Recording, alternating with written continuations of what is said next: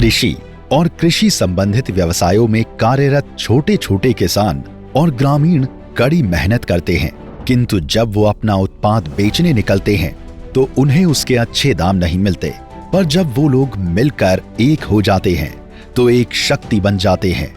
एक सहकारी शक्ति।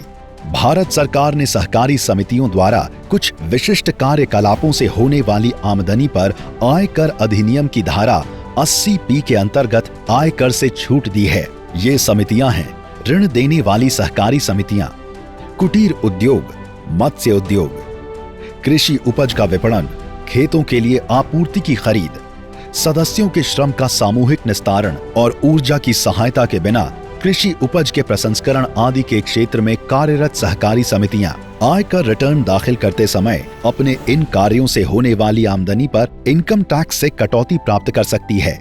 माननीय प्रधानमंत्री श्री नरेंद्र मोदी जी का मानना है कि सहकारी समितियों को एक जीवंत व्यावसायिक इकाई में रूपांतरित किया जाना चाहिए ताकि सहकारिता से समृद्धि आ सके। और इस परिकल्पना को साकार करने के लिए माननीय गृह एवं सहकारिता मंत्री श्री अमित शाह जी के कुशल मार्गदर्शन में सहकारिता मंत्रालय का प्रयास है कि अर्थव्यवस्था में सहकारी समितियों के साथ वही व्यवहार हो जो अन्य व्यावसायिक इकाइयों के साथ होता है, ताकि उन्हें भी अर्थव्यवस्था के विकास में भागीदार और लाभार्थी बनने का समान अवसर मिल सके। पहले कोऑपरेटिव के साथ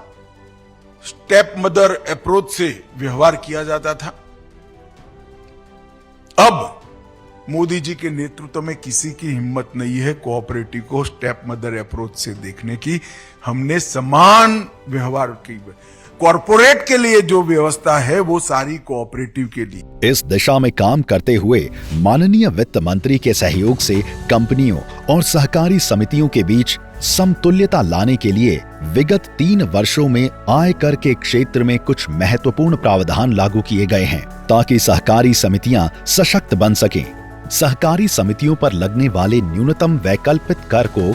18.5% से घटाकर कंपनियों के बराबर 15% करना, सरचार्ज को 12% से घटाकर 7% करना, पैक्स और प्राथमिक सहकारी कृषि और ग्रामीण विकास बैंकों द्वारा नकद जमा और नकद ऋण की उच्चतर सीमा को बढ़ाकर 2 लाख रुपए प्रति सदस्य करना, 1 अप्रैल 2023 या उसके बाद बनी और 31 मार्च 2024 तक विनिर्माण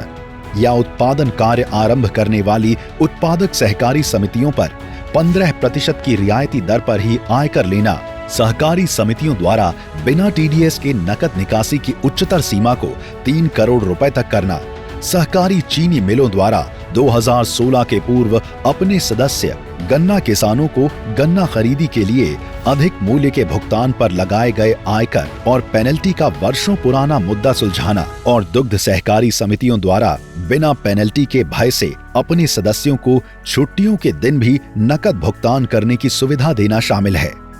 अब आगे मैन्युफैक्चरिंग करने वाली नई सहकारी समितियों को कम टैक्स रेट का फायदा मिले। सहकारी समितियों द्वारा 3 करोड़ रुपए तक की नगद निकासी पर टीडीएस नहीं लगेगा। सालों से आयकर के कानून में हमें अन्याय होता था, कंपनी के साथ हमारी समानता नहीं थी। प्रधानमंत्री जी ने एक ही झटके में सारी असमानताओं दूर कर कंपनी के साथ कोऑपरेटिव को एक समान दर्जा दिया है। इससे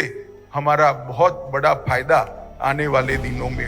होने वाला है। आयकर संबंधी इन प्रावधानों से सहकारी समितियां न केवल आर्थिक रूप से सशक्त होंगी, बल्कि वे अपनी गतिविधियों को विभिन्न क्षेत्रों में आगे बढ़ाकर अपने सदस्यों को अधिक बेहतर सुविधा देने और उनकी आमदनी में वृद्धि करने की वाहक बनेंगी। माननीय गृह एवं सहकारिता मंत्री श्री अमित शाह जी के कुशल नेतृत्व में सहकारिता मंत्रालय सशक्त और बहुउद्देशीय सहकारी समितियों के माध्यम से ग्रामीण भारत की अर्थव्यवस्था में आमूल चूल परिवर्तन करके माननीय प्रधानमंत्री जी के स्वप्न को साकार करने की दिशा में अनवरत कार्य कर रहा है।